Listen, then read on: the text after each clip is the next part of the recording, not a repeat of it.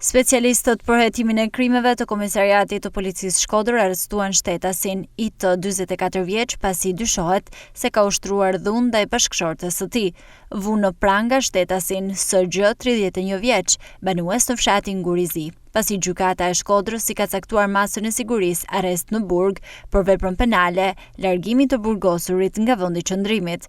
Referuan materiale në prokurori ku nisi procedimi në gjendje të lirë për shtetasin, AG 24 vjeç banues në Shkodër, pasi në lokalin që administronte u gjet një armë sportive që posedohej pa leje dhe 2 celular me të cilët dyshohet se viheshin baste sportive. Arma sportive dhe celularët u sekuestruan në cilësinë e provës materiale.